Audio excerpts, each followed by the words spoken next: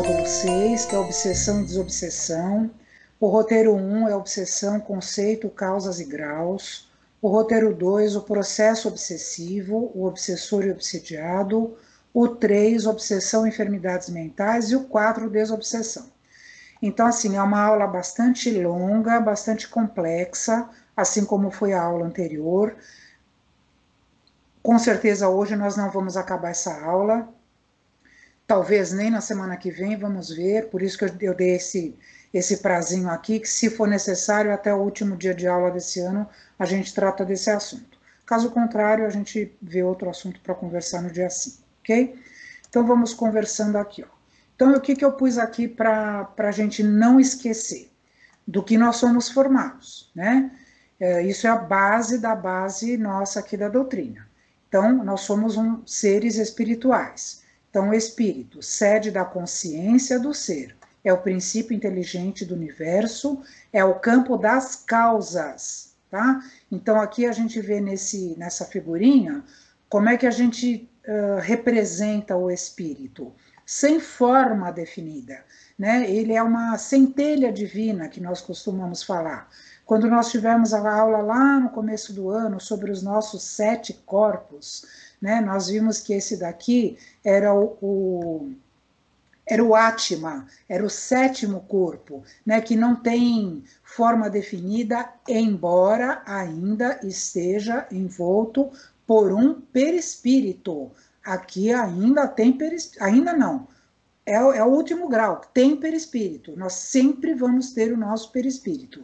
Só que nesse caso aqui, quando a gente chegar nesse estado de espírito puro, o nosso perispírito vai estar de tal forma que nós nem teremos formas definidas, como, por exemplo, a forma humana que nós vemos aqui enquanto encarnados no planeta Terra, ok? E aqui, ó, o perispírito, o envoltório semimaterial, fluídico do espírito. É o campo dos efeitos. Então, veja bem, por que o espírito é o campo das causas? Porque tudo acontece no espírito. Ele é a sede da consciência do ser. É o nosso eu. É o eu superior, né? É o eu sou o espírito, né? Aqui o nosso corpo é só um instrumento que nós temos para manifestar o nosso espírito. E para juntar os dois, nós temos o perispírito, que nós sabemos que varia de acordo com o grau de evolução do espírito. E é o campo dos efeitos, justamente porque o espírito passa para o perispírito, que passa para o corpo físico. Então, isso daqui, todas as emanações que vêm do espírito vão sendo filtradas no perispírito e vão sendo passadas para o espírito, tá? Eu estou pondo tudo isso para a gente relembrar, porque é muito importante essa aula que nós vamos ter, que trata muito de... bom, eu já falo sobre isso, espera um pouco. E aí, no final, o corpo físico, conglomerado de fluidos ponderáveis. O que é ponderável? Que pode ter peso, energia condensada, formada por células, tecidos, sistemas, enfim, é o nosso corpo, né? Então, é a manifestação do nosso espírito através do nosso perispírito, né? E por que eu estou pondo, voltando agora, por que eu estou pondo tudo isso? Porque nós espíritas, quando falamos sempre em obsessão, a gente acaba até tendo um conceito muito, acho que de 2 formas. Uma talvez pejorativo, né? Porque a gente fala assim, eu estou obsediado, porque eu tenho o meu obsessor está comigo. E algumas vezes a gente fala isso sem o devido conhecimento do porquê essas coisas estão acontecendo. Se é obsessão ou não, se é uma auto-obsessão. Então, assim, são questões bastante complexas. E assim como na aula passada, nós aqui não vamos fazer um tratado sobre isso, porque a gente vai ficar uma vida inteira estudando sobre isso. Então, nós vamos falar de coisas assim, não digo que sejam superficiais, mas numa visão mais generalista, podemos dizer assim, né, sobre o que é a obsessão, a desobsessão, as causas, os tipos, enfim, para que a gente possa ter uma noção mais aprofundada e mais correta e mais menos pejorativa, né? Porque é o que eu falo, a gente às vezes fala assim, ah, estou obsediado, brincando com isso. Mesma coisa quando a gente falava para o umbral, porque o espírito vai sempre para o umbral, tudo umbral. Então a gente tem que ter assim, um pouco mais de responsabilidade quando a gente trata desses assuntos de forma pejorativa, de brincadeira, enfim, o que seja. Porque tudo depende do espírito, tudo depende do corpo nosso, e nós vamos ver essa relação que temos com, inclusive, com a parte física. Então, eu vou começar com vocês falando do mais famoso médico grego. Vou dar um pouquinho de histórico aqui para vocês, para a gente ligar o corpo com a mente. E aqui eu vou voltar para só ficar bem claro, para não ter. Vocês podem falar, nossa, mas a Tânia está doida. Aqui, ó. Que o espírito é a sede da consciência do ser. Então, veja bem. Então, assim, é a parte. É a nossa mente. Então, assim, a mente que se manifesta através do nosso corpo físico. Então, vamos ver aqui o que Hipócrates dizia. No ano de 460 a.C., foi o primeiro a rejeitar o conceito de que as doenças eram causadas por superstições, possessões por espíritos malignos ou pela ira dos deuses, passando pela primeira vez na história uma imagem mais científica da medicina. Porque o que acontece? Antes de Hipócrates, como as pessoas não tinham conhecimento da ciência, o que era óbvio, né, que nós caminhamos numa escala evolutiva, desde que nós fomos criados, simples e ignorantes, que nós estávamos ali na Idade da Pedra. Obviamente que a gente não tinha a capacidade de entendimento do que acontecia dentro do nosso corpo, e muito menos fazer uma associação entre o estado físico e o mental, né? E aí, como nós, em contrapartida, como nós nascemos com a ideia, já uma coisa inata do ser humano, que tem algo superior a nós, isso nós já estudamos também lá atrás numa aula, quando na lei da adoração, quando nós falamos que, né, o homem adorava o sol, a chuva, o vento, e sempre olhando para cima, né, sempre fazendo uma alusão, olhar para cima, porque sabia que tinha alguma coisa superior. Então, assim, às vezes ele achava que tudo eram superstições, que eram possessões de espíritos, mas sem o entendimento correto da coisa, né? E aí Hipócrates veio e começou a fazer uma relação entre a mente e o corpo físico, tá? Então, vamos lá. Então, aqui, então, o Hipócrates, ele definiu doença como sendo o resultado do desequilíbrio entre os humores orgânicos, o sangue, a bile negra, a amarela e a água, associando esses elementos com o temperamento dos indivíduos. E aqui esses humores, aqui não é o humor que a gente entende como hoje, né? Ah, eu estou de bom humor ou de mau humor hoje, né? Seriam os líquidos que nós temos no nosso organismo. E aí, por curiosidade, eu vou explicar um pouquinho para vocês essa teoria humoral, que também é chamada de teoria hipocrática ou galênica. Por que hipocrática? Porque foi Hipócrates, que acabamos de ver, que sugeriu isso. E aí Galeno veio depois e destrinchou um pouquinho mais essa figura que nós temos, que eu vou explicar aqui para vocês ainda. Ou também é chamada de teoria dos 4 humores, tá? Então, o que acontece? Essa teoria humoral, ela foi vista, como nós vimos aí, até antes de Cristo, então, do século IV antes de Cristo, até no início do século XIX. Veja bem, ficou 23 séculos, isso ficou sendo válido ainda. Vejam bem como é relativamente recente a consequência disso tudo. Então, por exemplo, dessa teoria aqui, é que depois foi considerado uma das primeiras aproximações do que no século XX deu origem à psicologia, por exemplo. Então, vocês vejam aqui, está tudo relacionado à mente e o corpo físico, que eu vou explicar para vocês agora isso daqui, tá? Então, vamos lá. Deixa eu aqui vocês vejam que eu vou explicar para vocês todo esse quadrinho, só que eu tenho que dar uma lida, porque senão me atrapalha, porque é muita coisa. Então, o que acontece? Quando veio depois Galeno, depois de Hipócrates, ele veio fazendo toda a correlação aqui dos quadrantes. Então, por exemplo, os humores e a personalidade da pessoa. Então, Hipócrates, né, e os seus seguidores, eles nunca viram a doença como uma coisa exclusivamente orgânica. Então, por isso que eles tinham uma concepção de que a mente e o corpo eram uma só realidade.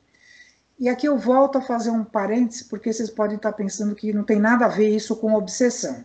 Mas, de fato, tem também muito a ver, porque nós estamos vendo a relação que a mente tem com o corpo, e mais, se não der hoje, mas a semana que vem, nós vamos ver o que a obsessão causa na nossa mente e no nosso corpo, né? Então, por isso que tudo, e tudo relacionado da forma como nós somos, né? E aí, como que nós somos? Aqui tem uma certa dica, né, de como a gente pode se enquadrar aqui. Então, por exemplo, Galeno demonstrou a existência dos 4 temperamentos. Então, por exemplo, o melancólico, aqui, ó, esse melancólico que está todo nesse quadrante aqui.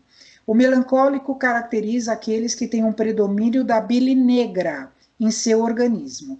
Então, eles têm um temperamento triste, bastante suscetível e ligado às atividades artísticas. Então, vejam que aqui está relacionado ao elemento terra, tá? Que aqui nós temos os 4 elementos, ó, a terra, a água, o fogo e o ar.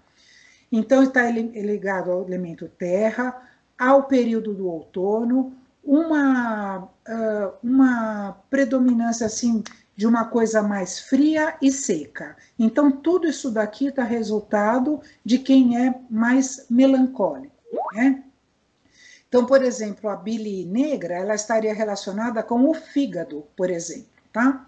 Aí o colérico, que é esse aqui em cima, amarelinho, representa aqueles que têm uma grande quantidade de bile amarela, que aí é o baço.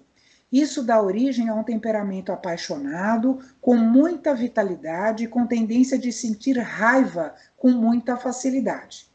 Aliás, eu menti aqui, olha, aqui é o fígado e aqui é o baço, porque a bile negra está relacionada com o baço, né, que é onde passa todo o sangue, né, do nosso organismo, que inclusive é o nosso o centro de força, o esplênico, tá? Que nós já estudamos isso também, tá? E aí essa bile amarela, ela está relacionada ao fogo, a uma coisa mais quente, que é o verão, e aqui, ó, quente e seco. Então, toda essa... Por isso que é colérico, né? A gente não fala assim, ah, eu quero comer teu fígado, né? Como a gente brinca quando a pessoa está nervosa. Então, está relacionado a isso. Aí, por exemplo, quem é mais sanguíneo?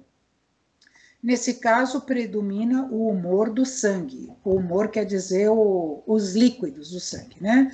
As características do temperamento sanguíneo são a segurança em si mesmo, a alegria, o otimismo, a expressividade e a sociabilidade. Vejam como já está relacionado ao ar, a primavera, que é uma estação mais bonita, cheia de flores, a uma coisa mais quente e uma coisa mais úmida. E, por fim, o fleumático, que é o ar, tá? E aí o fleumático caracteriza aqueles que têm um predomínio da fleuma em seu organismo, que é a água, obviamente o ar também, porque está relacionado ao pulmão, tá? Então, obviamente que o ar carrega água, né, em sua composição, e as pessoas fleumáticas são reflexivas, justas, tranquilas, sem grande capacidade de compromisso e pouco preguiçosas. Então, assim, aí esse fleumático já está relacionado à água, né, a um ambiente mais frio, como está dizendo aqui, é o inverno, e mais úmido. Então, essa teoria humoral, vocês vejam que talvez nós possamos nos enquadrar em alguma coisa aqui dentro delas, e aí isso denota como nós somos. E volto a repetir, isso foi usado até começo do século XX, né? E aí isso deu origem, como aqui eu comentei também, à psicologia. Então, assim, ao modo de ser das pessoas, né? Como elas agem, como elas reagem, como elas são no seu dia a dia, e obviamente tudo isso tem muito a ver com a sua mente, o seu pensamento, o seu modo de ser, que vai refletir aonde? No seu organismo, ok? Tudo bem por Doutora, enquanto? Oi, pois não. posso- Pode? então, astrologicamente, quando a Sim, gente faz a leitura do mapa astral, a gente faz essa análise dos temperamentos. E sim, aí, sim, por exemplo, eu tenho Sol em Terra, Mercúrio em Terra, vai contando os pontos. sim, Então, você consegue ver o temperamento predominante sim. através da leitura do mapa. Então, Então, é uma forma da pessoa descobrir qual é o seu temperamento predominante e o que falta. E exato, astrologicamente, o que falta a gente tem que desenvolver, né? entendi. Então E você, tem tudo a ver com isso, né, também. Então você vê que até você como psicóloga, ou mesmo estudante da astrologia, né, você vê que acaba derivando disso uma série de outras vertentes e ampliando esse estudo para coisas que hoje nós conseguimos ter mais entendimento, tá? Não é isso, Luciana? Eu acredito que sim, né? sim, então, por exemplo, se a pessoa tem um temperamento mais colérico, que é o do fogo, então ela é muito briguenta, ela é muito agressiva, e o que ela falta, por exemplo, se ela tem pouca água, ela pode somatizar mais as coisas, né? Por exemplo, se ela não tem muito elemento ar, e ela precisa desenvolver a comunicação e aprender a ocupar os espaços dela. Eu sou predominantemente melancólica, e eu Ai, estou tendo arte, então, assim, é, se até assim, é o lado mais artístico, então, assim, e o que esse, me falta, eu sinto até no meu corpo físico que me falta, né? ah, Então, preciso desenvolver esse elemento. E uma forma da pessoa ter o domínio de qual é o temperamento dela é através do mapa astral, né? Que ela consegue ter essa visualização. Mas era só para contribuir, porque foi não, muito. é isso.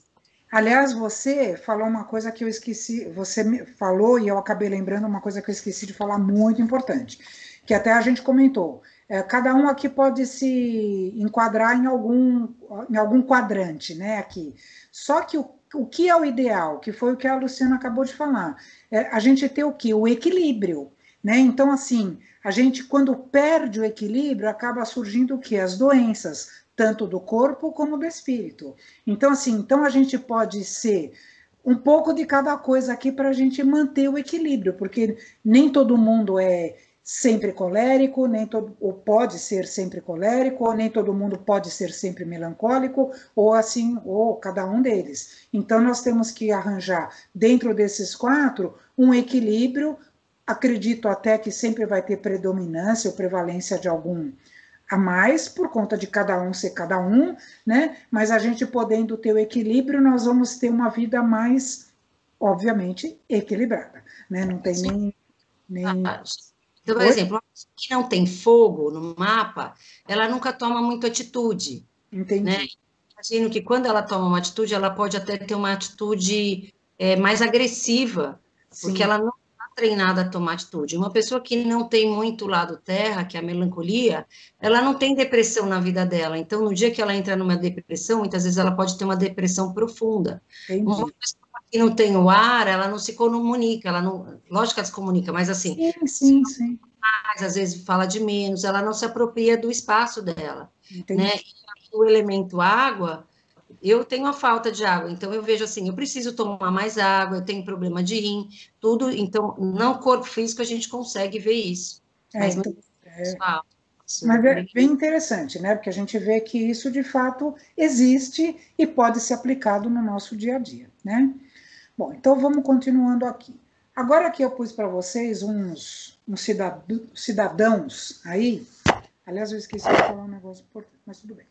Uns cidadãos, né? Porque nossa aula é sobre obsessão. E aí esses cidadãos aqui foram pessoas que foram extremamente obsediados, tá? Então, eu vou dar pensar algumas coisinhas de cada um, né, porque como eles agiam na vida deles. Então, por exemplo, Calígula.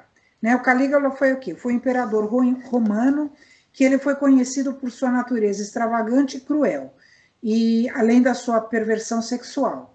E o que aconteceu com ele, por exemplo? Não foi com ele. Depois aqui, o Gengis Khan. Então, Calígula foi esse daqui, o Gengis Khan. Ele foi um imperador chinês que matou mais de 1 milhão de pessoas. Veja só o fardo que esse homem carregou através das encarnações dele, né? Então, assim, eles marcaram presença em função dos seus desatinos. Por exemplo, Nero, em função dos seus grandes desequilíbrios e entre tantos equívocos, né, ele mandou assassinar a mãe e a esposa, e depois, em desdobramento, ele encontrava com os espíritos deles. Então, vejam que ele vivia atormentado por conta disso. Van Gogh, por exemplo, Van Gogh foi um pintor, né? Ele cortou as orelhas num momento de insanidade e as enviou de presente para sua amada. Brincadeira, né? E no final da vida ele acabou se suicidando com um tiro. E aí nós temos outros, como Schumann, que foi um notável compositor, ele atirou-se ao Reno, e ele foi no Rio Reno, né?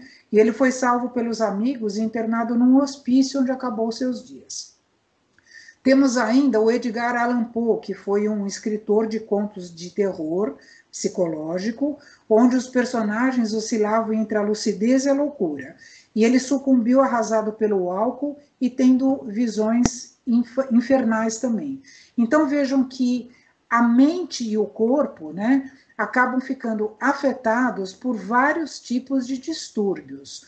E hoje não, mas provavelmente a semana que vem nós vamos falar sobre como é a nossa, rapidamente, como Bezerra de Menezes nos orienta com relação a esses distúrbios que podem ser obsessivos ou não. Tá? Então, são casos onde a nossa mente pode estar com algum problema físico ou não. Então, aí a gente precisa saber o que é obsessão e o que não é também. Tá? Por isso que eu falei que a gente tem que entender um pouquinho melhor e não fazer brincadeira disso, porque de fato a gente pode estar aí com algum problema físico e não tem nada a ver com problema espiritual. Mas isso eu vou deixar para a semana que vem para a gente conversar, tá? E aqui, antes de pôr isso daqui, eu queria conversar com você o seguinte, que de fato era a primeira coisa que eu ia falar na aula. Quando a gente vê hoje o estado que a pessoa entra em, tá assim como obsessão, que muitas vezes pode ser um problema de fato espiritual, essa obsessão, que pode ou não ser, eu quero deixar bem claro isso, pode entrar num estado, como até a Luciana comentou agora, né? Vou voltar até aqui, por exemplo, quem é melancólico não entra em depressão, mas só que quando ela pode entrar numa depressão muito profunda, então precisa ver a causa dessa depressão. E aí nós sabemos que hoje 300 milhões de pessoas no planeta têm depressão, isso segundo a Organização Mundial de Saúde de 2018. No Brasil, pessoas entre 55 anos, entre 55 e 74 anos, as pessoas que têm depressão representam, e nessa faixa de idade, representam 5,8% da população. Olha que é muita gente com depressão. E quando a gente associa a depressão, por exemplo, a um estado espiritual, nós também temos que ver que isso não é prerrogativa da doutrina espírita, porque nós vemos que no catolicismo, por exemplo, nós temos o exorcismo. O que é o exorcismo? Nada mais é do que uma desobsessão para nós, né? Nós temos, por exemplo, nas religiões afro, né, que descendentes ali, nós temos o quê? O descarrego, por exemplo. O que é isso? São também atribuições a espíritos que eventualmente estejam fazendo mal à pessoa. Nós temos, por exemplo, que a gente fala assim, precisa benzer, precisa fazer uma reza forte. Então, o que todas essas nomenclaturas que nós usamos estão atribuídas a estados que as pessoas podem estar com alguma influenciação obsessiva espiritual. né? E aí, aqui, o que eu pus aqui para frente? Ó, até pus hoje esse slide. Que, segundo a Organização Mundial de Saúde, o que acontece? Desde 1998, ela incluiu no conceito de saúde o bem-estar espiritual. Daí a obsessão espiritual passa a ser oficialmente a ser reconhecida pela medicina. Então, hoje tem o CID. O que é o CID? É o Código Internacional de Doenças. Esse CID aqui está escrito o quê? Estados de transe e de possessão. Transtornos caracterizados por uma perda transitória da consciência, de sua própria identidade, associada a uma conservação perfeita da consciência do meio ambiente. Devem aqui ser incluídos somente os estados de transe involuntários e não desejados, excluídos aqueles de situações admitidas no contexto cultural ou religioso do sujeito. Ou seja, se eu estou numa tarefa lá de desobsessão, onde eu tenho mediunidade, estou dando passagem para um espírito, eu não estou nesse caso aqui, porque é o que está falando aqui. E não desejados, ou seja, só estados de transe involuntários. Então, são quando a pessoa entra esse contato mediúnico eventual, né? Porque eu volto a falar, cada caso é um caso, né? Mas aqui só comentando que a Organização Mundial de Saúde já inclui esse estado eventual que a pessoa pode estar num transe ou numa possessão espiritual como sendo um caso que deva ser estudado e tratado, né? Pela medicina também, né? Então, o que exclui esse estado aqui?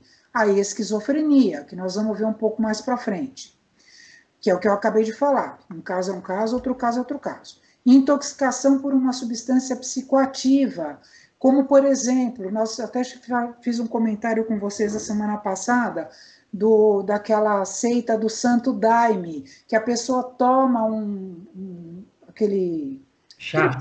Aquele chá que é uma substância psicoativa, embora ela não cause dependência, provado isso cientificamente, mas ela leva você para outro mundo, né? Eu confesso que nunca tomei, mas assim, tenho até curiosidade, mas não tenho coragem. E assim, é verdade, juro por Deus. Eu já fiz, Tânia.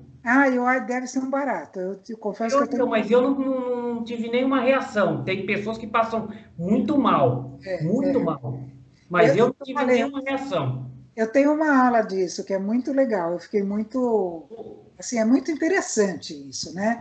Mas, enfim, voltando aqui. Então, assim, se de repente eu tomo alguma coisa que me leva lá para outro mundo, isso não pode ser considerado como aqui como esse CID, né? Uma síndrome pós-traumática, né? Às vezes a pessoa sofreu um acidente, alguma coisa que deixou ela transtornada, né? Mas isso também tem que ser avaliado. Transtornos orgânicos de personalidade, psicóticos agudos e transitórios. Então, esses casos excluem esse estado de transe e possessão, ok? Tânia, Oi. só uma colocação. Apesar de ter um CID, será que os médicos estão preparados para identificar isso? Então, hoje, né, eu penso assim, que hoje mais do que ontem, né, tanto que se existe é porque o Conselho de Medicina Internacional, ou seja, mesmo porque isso é um código internacional de doença, né, válido no mundo todo. Então, assim, claro que cada médico tem a sua linha de conduta, mas se ele for um médico mais aberto, estudioso, né, porque também a gente vê aqueles médicos que ficam atrás da cadeira ali e fazendo aquele arroz feijão e não se abrem, né, para novas coisas, para novos estudos, claro que esses com certeza vão ficar ali só dando... Prescrevendo remédio. Exatamente. Que é o que eu acho que uma boa parte está lá hoje fazendo isso, viu? Exatamente. E agora com a telemedicina isso vai piorar. Não sei dizer até que ponto, mas por que você acha que vai piorar? Porque agora o médico ele passa a ser, está do outro lado de uma tela, não tem mais aquele Às vezes você vai fazer uma telemedicina, o médico está lá, ele pergunta A, B, C e D só. Mas o médico antigamente vinha, tirava pressão, olhava você aqui no gânglios, olhava isso, olhava aquilo. Hoje o médico não faz mais isso.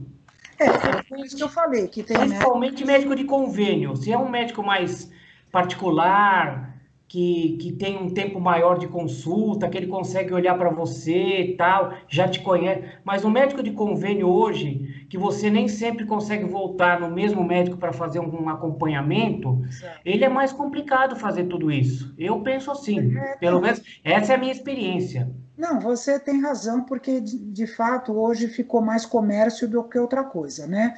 Mas volto a falar aqui, se for um médico que for aberto para isso, que for um médico estudioso, com certeza ele vai se atualização, ater né? a isso, vai se atualizar, claro, com certeza, né? Bom, então vamos continuar aqui. Oi, alguém quer falar? Tem uma equipe no Instituto de Psiquiatria, aqui em São Paulo, que só estuda espiritualidade. Ah, sim. Então, já tem estudos bem avançados e eles estão trazendo isso, porque ajuda e muito, né? Não, e só no caso que você falou um tempinho atrás aí, que a depressão está ligada às questões do passado.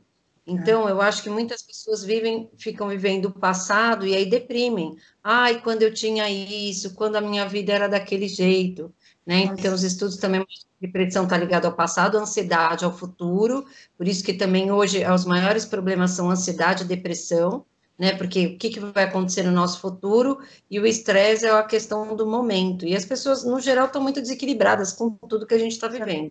Com certeza. Nós vamos falar isso, eu vou mostrar para vocês um triângulo da autoobsessão. Não sei se vai dar tempo hoje, mas vai estar falando exatamente isso que você está falando hoje também, tá? Bom, então vamos entrar agora em alguns conceitos do livro Obsessão e Desobsessão, de Sueli Caldas Schubert. Para quem não conhece, é uma escritora muito famosa na doutrina, e eu achei bem interessante a gente falar sobre isso. Então vamos lá. Obsessor. Do latim, obsessor é aquele que causa obsessão, que importuna. Então, vamos ver. O obsessor é uma pessoa como nós. Não é um ser diferente que só vive de crueldades, nem um condenado sem remissão pela justiça divina. Não é um ser estranho a nós. Pelo contrário, é alguém que privou de nossa convivência, de nossa intimidade, por vezes com estreitos laços afetivos. É alguém, talvez, a quem amamos outrora. O obsessor é o irmão a quem os sofrimentos e desenganos desequilibraram, certamente com a nossa participação. Então, vejam que aqui, mais uma vez, eu estou sendo um pouco repetitiva, mas eu acho que vale a pena. A gente sempre acha que o obsessor é a causa de tudo, né? Ele é que vem, ele que me enche, ele que me perturba, ele que faz com que minha vida vá para trás, ele que isso, ele que aquilo. Gente, não é nada disso. Aqui está falando que ele é uma pessoa como nós, está sujeito à justiça divina, assim como nós. Nós temos nossas responsabilidades, o nosso obsessor também tem. E aqui vale a pena dizer que o nosso obsessor não necessariamente esteja desencarnado. Nós podemos ter obsessores encarnados também, que pode estar do nosso lado aqui vivendo conosco, tá? Então, mas nós, veja bem, olha aqui, ó, temos a nossa participação disso. Então, por que eu estou sendo obsidiada? Então, isso também é uma coisa que nós vamos estudar aqui nessa aula toda, tá? Então, normalmente são espíritos que partilham ou partilharam de nossa vida em algum momento, e aqui eu vou um pouquinho, eu não sei se eu vou falar mais para frente, mas aqui eu vou pôr já uma coisa. Mas também pode ser que de fato ele seja estranho a nós no seguinte contexto.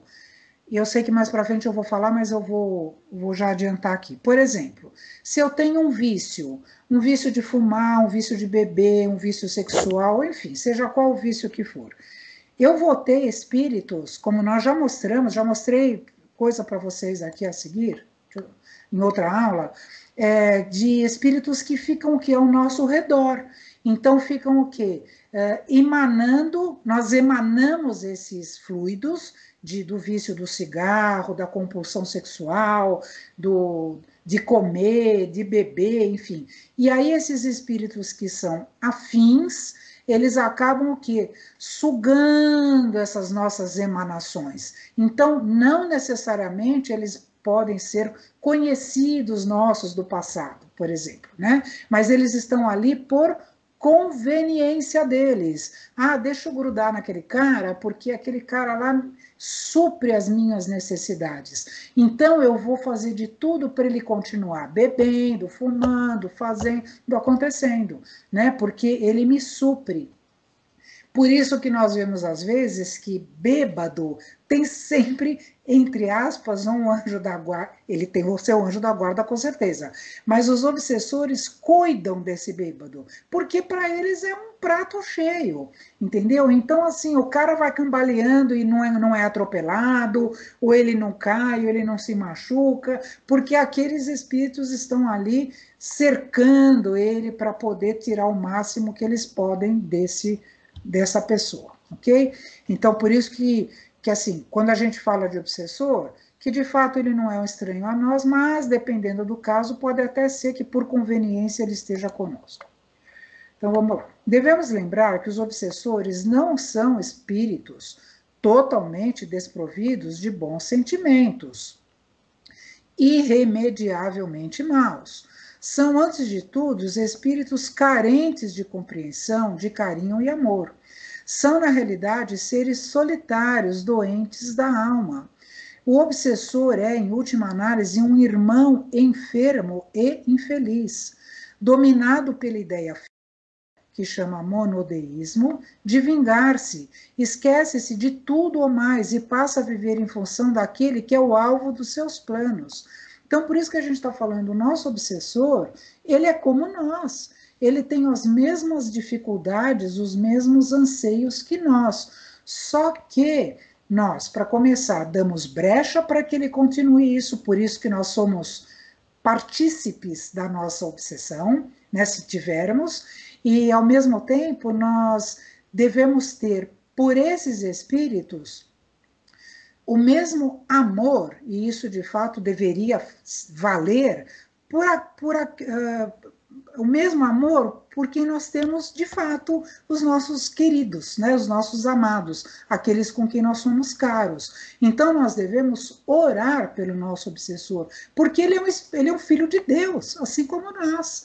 Só que ele está tão fechado nessa ideia fixa, né, como se tivesse aquele cabresto, né, do cavalo, que ele só vê aquilo. Então ele só vê que ele quer me fazer o que eu fiz eventualmente para ele no passado, ele quer pagar na mesma moeda, porque ele não tem o quê? O conhecimento, ele não tem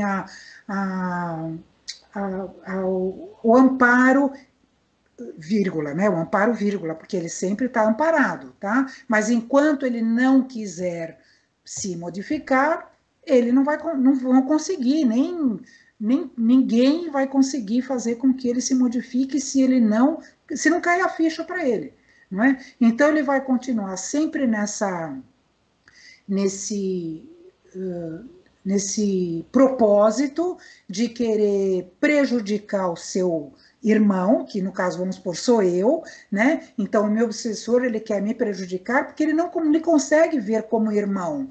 E eu, de repente, estou tão também fechada que eu entrei na vibe dele e estou do mesmo jeito, entendeu? Então, assim, eu tenho que querer e ele também tem que acordar para ser, de fato, amparado e levado aos lugares onde ele possa se reerguer. Porque aqui, ó, eles não são irremediavelmente maus. Ninguém é irremediavelmente mau. Porque assim, o dia dele vai chegar, e o dia dele vai se transformar, e ele um dia vai chegar a ser espírito puro, assim como nós pretendemos. Porque seria diferente, né? Então vamos lá. Agora, isso aqui nós falamos do obsessor, né? Agora vamos falar do obsidiado. A doutrina espírita nos informa que, antes de tudo, o obsidiado é vítima de si mesmo. sendo descrito no dicionário como importunado, atormentado, perseguido. Segundo Joana de Ângeles, prisão interior, cela pessoal, onde a grande maioria se mantém sem lutar por sua libertação, acomodada aos vícios, cristalizada nos erros. Olha, aqui acho que não preciso nem muito explicar, né? Porque, como a autora está comentando aí, mesmo a Joana de Ângeles, né, que é o espírito, em espírito, ela está comentando o quê? Que nós somos responsáveis pelas nossas ditas obsessões, né? Porque a gente abre a brecha, a gente abre o caminho, né? A gente perde aquele orai e vigiai, ou vigiai e orai, né? Então, assim, a gente perde isso e deixa correr solto. E aí o que acontece? O que é tudo isso? São os nossos pensamentos. Ó, nesses últimos meses aqui, nós temos falado muito sobre os pensamentos, né? Principalmente nessa aula que nós tivemos aí do sono, do sonho, inclusive, na frequência, né, dos nossos pensamentos, quando a gente vai dormir. Vejam que tudo é nossa responsabilidade. Então, assim, a gente fica acomodado. E aí o que acontece? Vou para uma tarefa de desobsessão, sento lá no banquinho e fico lá. E aí, assim, os outros que se virem, o doutrinador que faça a sua parte, o médium que faça a sua parte, e eu vou ficar aqui porque eu vou sair livre, leve e solta daqui. Uhum. Vai pensando que é assim que vai acontecer. Se eu não fizer minha parte, o pessoal que está lá trabalhando fez a dele, né? Só que aí eu já contei para vocês, já passei para vocês e vou repetir aqui aquela história, aquele videozinho que eu passei da moça que entrou no centro espírita para fazer o trabalho de desobsessão, saiu toda beleza, saiu toda limpinha, legal. Cruzou com um cara na rua, bateu com ele, deu um encontrão com o cara na rua, desceu o verbo, e aí os obsessores fizeram, oba, vamos voltar, porque está tudo sob controle. Percebe? Então, assim, nós temos essa cela pessoal, né, que a gente se mantém sem querer lutar, achando que os outros podem fazer alguma coisa por nós, né? Bom, vamos continuar. Conceitos de obsessão.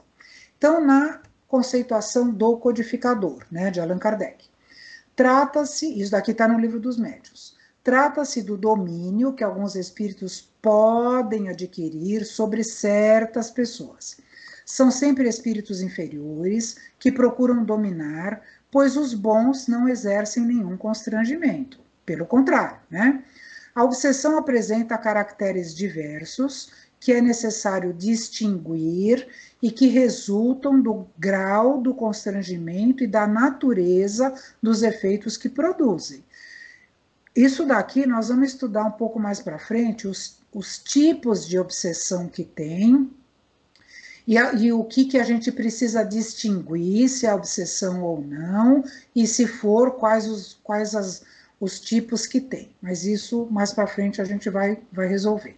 Então, a gente vê que aqui, segundo Allan Kardec, são sempre espíritos inferiores, claro, assim como nós. Nós podemos obsediar o nosso filho, o nosso marido, a esposa, enfim, que está aqui do nosso lado, porque nós ainda somos espíritos, se a gente não quiser dizer muito a palavra inferiores, né, vamos mudar para dizer não tão bons, né? E aí a gente acaba ainda escorregando na maionese, chutando o pau da barraca, né? E aí a gente acaba infernizando a vida do outro.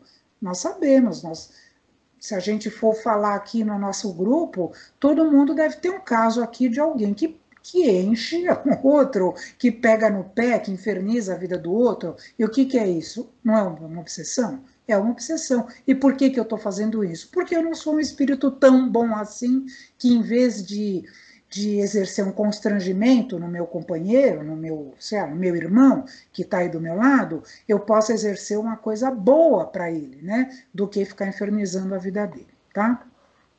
Bom, na avaliação do Manuel Filomeno de Miranda, que é um outro autor bastante...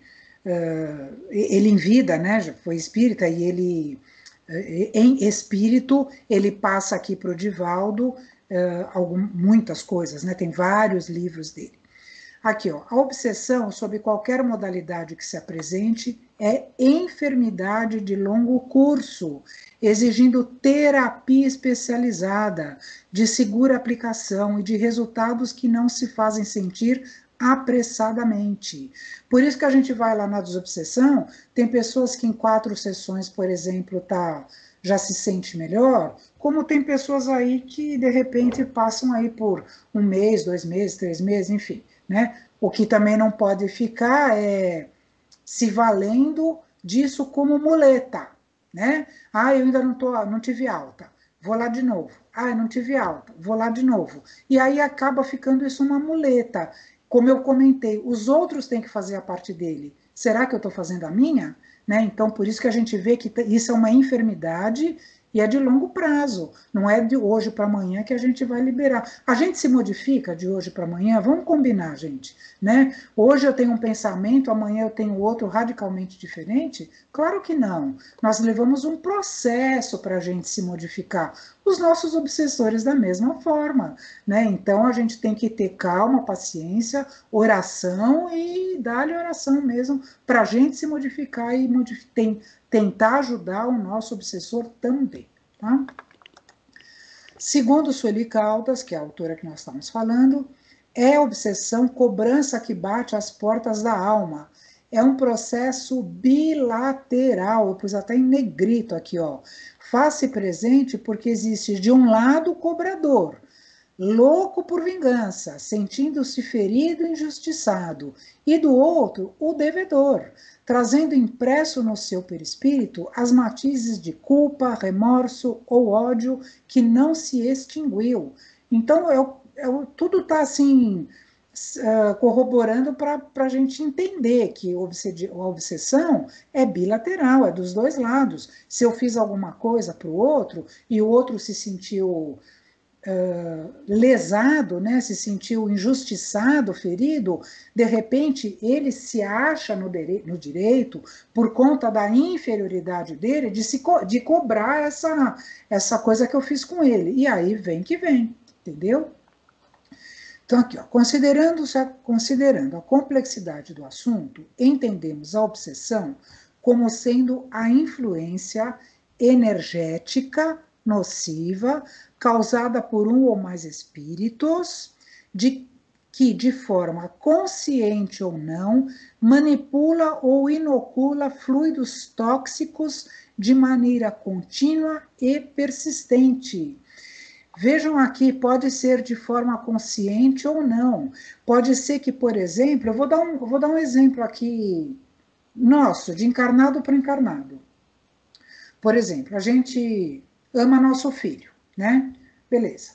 E aí a gente quer fazer tudo por ele, quer dar tudo para ele, quer muitas vezes, né, que isso é muito comum, quer fazer com que ele não passe o que eu passei, né, que ele não sofra o que eu sofri, que ele, então por isso eu mimo, eu dou, eu faço, aconteço, eu ponho no inglês, no judô, no balé, putz, no vôlei, no tênis, em tudo, na melhor escola, e faço tudo para ele ser feliz. Será, né, que eu transferindo tudo isso para esse outro espírito que me foi dado em custódia, né, não sei se é esse o termo correto, ou foi dado para que eu cuidasse desse espírito, será que eu estou fazendo o correto por ele? Então, veja bem, eu estou fazendo tudo isso de uma forma inconsciente, porque eu quero dar o melhor para ele, eu quero que ele seja feliz, eu quero que ele não sofra, eu quero isso, eu quero aquilo, mas e daí? E quando ele sair da minha casa e chegar lá e a vida der uma bela de uma lambada nele, o que vai acontecer com esse espírito, né?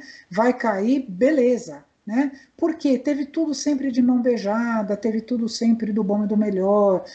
Eu fiz, de repente, de uma forma inconsciente, porque eu amo meu filho, porque eu quero dar tudo para ele. Só que as coisas não são bem assim. Então eu acabei, de alguma forma, obsediando meu filho de uma forma inconsciente. Deu para entender essa relação? Então, assim, a gente tem que fazer as coisas como devem ser feitas. Cada um é cada um. Então, assim, como eu comentei com vocês anteriormente, se, por exemplo, eu posso infernizar a vida do meu filho, por exemplo, já que a gente está tratando disso, eu estou fazendo de uma forma consciente. Eu pego no pé, eu encho o saco, eu brigo, eu falo, eu bato, eu não sei o quê, bababá. Então, eu estou infernizando de uma forma consciente. Agora, dessa outra forma que eu falei, eu estou infernizando também, mas de uma forma inconsciente. E aí eu estou fazendo mal para esse espírito, porque amanhã ele vai sofrer essas consequências de alguma forma. E aí eu vou ser cobrada de uma coisa que eu não deveria ter feito, mesmo que for inconsciente. Ok? Deu para ficar claro isso? Então vamos lá. Vamos conversar agora sobre as causas da obsessão. Então vamos lá, causas morais. E aqui deixa eu só pegar uma coisa aqui, gente, causas morais. Então, assim, má conduta da vida do indivíduo. Vícios diversos, como nós já falamos, como bebida, cigarro, gula, além do orgulho e do egoísmo, porque a gente sempre acaba creditando ao vício as coisas que a gente é mais fáceis de a gente ver, né? A bebida, a droga, álcool, essas coisas, né? Mas se a gente tem o vício do egoísmo, né? O vício do orgulho, que são males morais, né? São causas morais, que são, de qualquer forma, coisas que também propiciam para a gente ser obsediado, por exemplo. Então, a gente acaba ficando o quê? Como eu comentei ali do bêbado, por exemplo. A gente ficava sintonizado com espíritos inferiores e aí atraímos esses espíritos para nós, né? Então, eles se ligam a nós, aos vivos, né? Ditos vivos, né? Para satisfazerem seus desejos primitivos, tratando as pessoas como se fossem a extensão dos seus interesses no plano material. Então, por isso que eles ficam sempre cercando aquela pessoa, porque a gente emana esses fluidos e eles absorvem esses fluidos que nós emanamos. Vamos lá, causas relativas ao passado. Aquelas provenientes do processo de evolução a que todos os espíritos estão sujeitos. Nas suas experiências reencarnatórias, por ignorância ou livre-arbítrio, ignorância ou livre-arbítrio, ou seja, porque eu desconheço ou porque eu quero, tá? Uma entidade pode cometer faltas graves em prejuízo do próximo. Se a desavença entre eles gerar ódio, o desentendimento poderá perdurar por encarnações a fio, despontando nos desafetos, brigas, desejos de vingança e perseguição. Casos assim podem dar origem a processos obsessivos muito profundos, né? Então, por exemplo, desencarnados, malfeitores e vítimas, eles continuam a se alimentar de sentimentos de rancor de um para o outro, né? Se um encarna, o outro vai persegui-lo, atormentando a sua vida e vice-versa. E aí pode ser aqui encarnado com desencarnado, desencarnado para encarnado e desencarnado com desencarnado. Aqui dá para ser de qualquer jeito, tá? De qualquer jeito a gente pode ter essa obsessão, não é só conosco que estamos encarnados. Nós vamos ver casos, e no livro, na série André Luiz, é muito comum a gente ver situações lá entre os espíritos de obsessão, entre eles lá, tá? Entre eles que eu falo assim, enquanto eles estão na erraticidade, né? Então, e a gente também pode obsediar quem está desencarnado. Eu estava falando aqui só entre nós aqui, mas quantas vezes você segura um ente seu que foi embora porque ele fez aquilo e todo dia você fica lá falando, porque fulano fez isso, porque fulano fez aquilo, porque se ele tivesse aqui, porque se não sei o quê, porque se eu tivesse feito isso. Você está o quê? Você está prendendo aquele espírito lá, você está obsediando ele lá e está impedindo que ele eventualmente possa ter a sua jornada evolutiva um pouco mais rápida. Então a gente fica segurando ele aqui e ele acaba ficando preso em nós, porque nós estamos prendendo ele também, entendeu? Então, vamos lá. Contaminações. Então, por exemplo, as contaminações obsessivas geralmente acontecem quando uma pessoa frequenta ou simplesmente passa por um ambiente onde predomina a influência de espíritos inferiores. Então, por exemplo, aqui podem ser seitas, por exemplo, estranhas, né, onde tem muito ritualismo, onde tem misticismo, onde tem esses terreiros primitivos, onde se pratica magia negra, por exemplo, centros espíritas mal orientados, por exemplo, que nós sabemos que tem muito.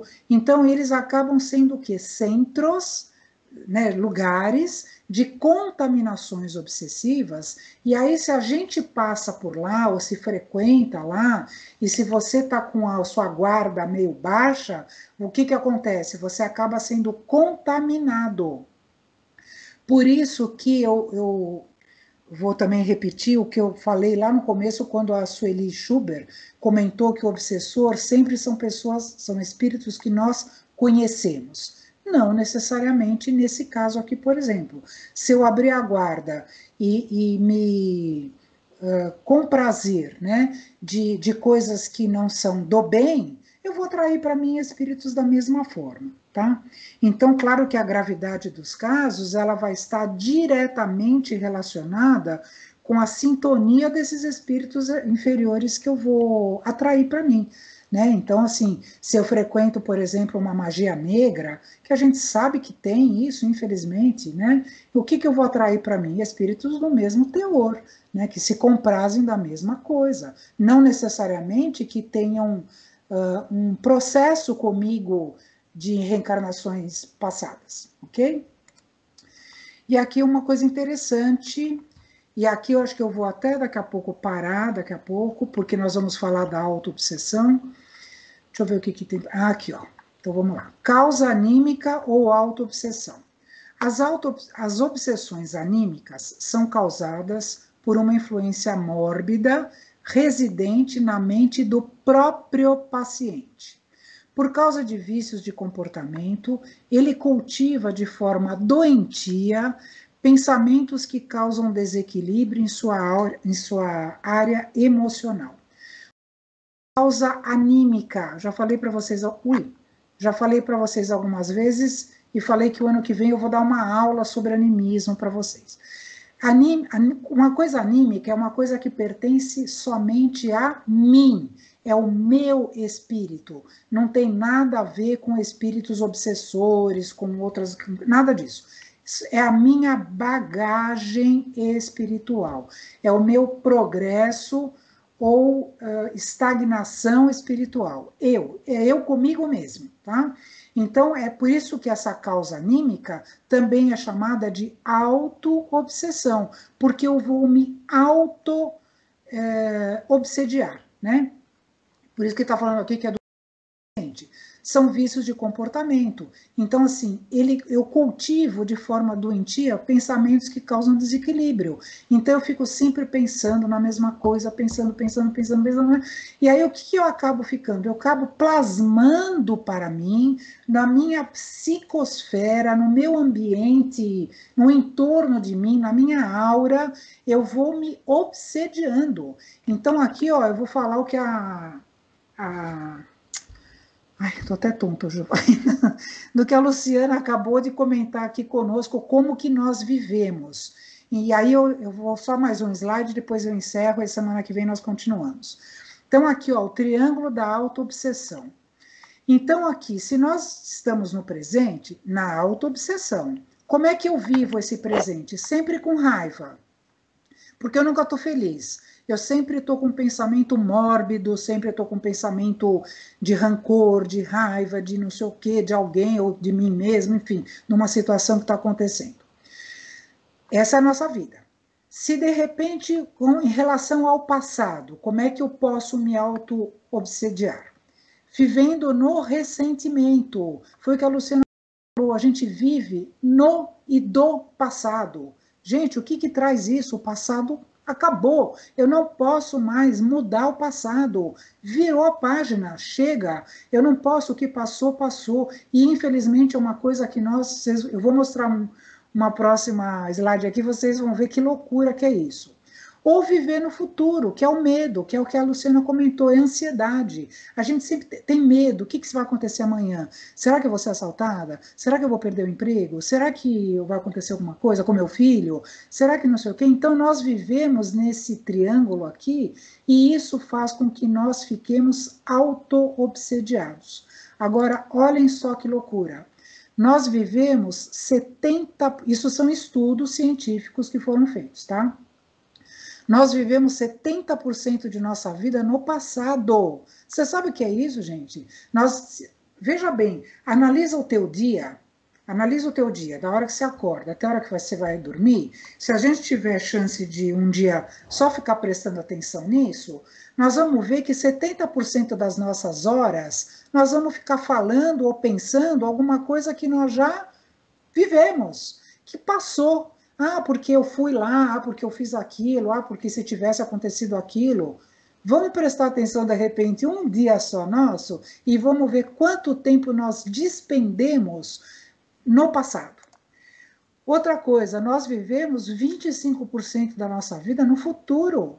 Olha aqui, 70 com 25. Então, no meu dia, eu vou falar, será que vai acontecer? Será que vou fazer? Será que eu vou? Será que eu não vou? Sempre com medo, ansiosos. E só 5% da nossa vida no presente. Olha que loucura. Olha como nós precisamos reverter essa situação, porque senão nós vamos nos auto-obsediar. Então, vejam que interessante isso. E aqui eu vou voltar a falar uma coisa que vocês devem estar escutar eu falar. O que nos ajuda a viver no presente? Que eu aprendi há 90 dias. A meditação. O que a meditação faz? Você viver hoje. É aquele famoso ditado dos alcoólicos anônimos. Só por hoje. Então, só por hoje eu vou viver no presente. Viver minha vida agora, que nem aqui, agora, nesse instante. O que nós estamos fazendo? Estamos vivendo o nosso presente. Então, vocês estão aí, acredito que prestando atenção no que eu estou falando, né? Espero que sim. E eu estou aqui me doando e falando e dando um pouquinho do estudo que eu fiz antes de vocês para passar isso. Então, nós estamos vivendo isso agora. E vamos, então, aproveitar isso que a gente está vivendo. E aí, a hora que acabar isso daqui, vamos viver assim. Ah, o que eu vou fazer agora? Ah, eu vou almoçar. Ah, eu vou sair. Eu vou assim. E vamos vivendo 1 minuto de cada vez. Porque se a gente fala assim, ah, eu vou sair, mas será que vai chover? Será que vou ser atropelada? Será que eu vou ser assaltada? Pronto, eu já estou vivendo no passado, né? Assim, ah, eu vou sair agora, tá bom. Ah, mas se eu não sair, será que vai acontecer? Será que acontece? Se eu não sair, por exemplo, se eu ficar em casa, será que o fulano vai aconteceu alguma coisa com fulano? Ou começo a pensar alguma coisa que poderia ter acontecido e não aconteceu? Ou que sei lá o que, vivendo no passado? E aí a gente já tira o nosso foco, já tiramos a nossa atenção. Lembra que eu falei para vocês da atenção plena? O que era atenção plena? É a gente viver plenamente o que nós estamos vivendo, ou hoje, ou agora, né? Porque não adianta viver do passado nem do futuro, tá? Então, isso são estudos, e eu acho que isso serve muito para que a gente se repense, né? Veja que isso tudo tem a ver com os primeiros slides que nós falamos, sobre os humores, né, que a gente, naquela teoria humoral. Então, assim, vamos ficar centrado, vamos tentar ficar no eixo. Como é que eu estou agora? Ah, eu estou com raiva? Por que eu estou com raiva? Ah, porque fulano fez isso. Tudo bem, fulano fez isso por algum motivo. De repente, ele nem fez por querer. Bom, vamos vibrar para ele para que ele se recomponha. Pronto, já passei a minha raiva, né? E assim, a gente vai vivendo um dia de cada vez. E aí nós temos o triângulo da autoliberação. Então, o que a gente tem que viver no presente? No amor, que é o que eu falei, não adianta ficar lá no passado falando assim, vibrando por aquela pessoa que me fez mal. Não, vamos vibrar no amor para ele, né? Então, se nós conseguirmos viver o presente no amor, com certeza nós vamos nos liberar e nos libertar da nossa auto-obsessão. Porque o passado eu tenho que aceitar. não é? O que eu vou fazer do passado? Passou, paciência, não pude fazer melhor? O problema passou, não tive capacidade de fazer melhor, o fulano, o beltrano, enfim. E agora eu tenho só que aceitar o passado e ter fé no futuro. Então, assim, eu acredito que eu possa fazer melhor daqui para frente. Por isso que eu tenho que estar no amor, tá? Então, assim, se a gente seguir isso, acho que eu vou pôr na minha geladeira, viu? Os 2 triângulos aí, para a gente poder sempre estar enfocados, né? Que a gente tem que viver um dia de cada vez e com o maior amor possível, ok? Olha aqui, ó. Tudo a seu tempo certo, para tudo há um momento, falou o sábio alemão, sábio Salomão. Não é necessário atropelar as coisas. Há tempo para plantar, tempo para colher o que foi plantado, tempo para chorar, tempo para sorrir, tempo para esperar, planejar e também para executar. Reconcilia-te sem demora com teu adversário enquanto estás com ele a caminho. Quantas vezes eu já falei isso para vocês? Para que não suceda que ele te entregue ao juiz e que o juiz te entregue ao seu ministro e sejas mandado para a cadeia. Em verdade te digo que não sairás de lá enquanto não pagares o último ceitil. Isso está em Mateus. Então, tudo isso nos leva a acreditar o quê?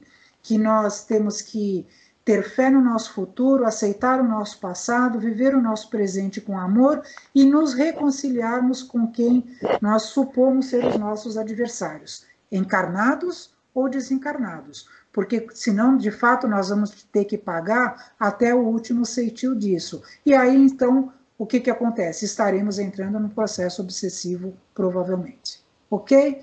Então, crianças, por hoje é isso. A partir da semana que vem, nós vamos falar sobre os mecanismos da obsessão. Mas isso é para semana que vem. Tudo bem?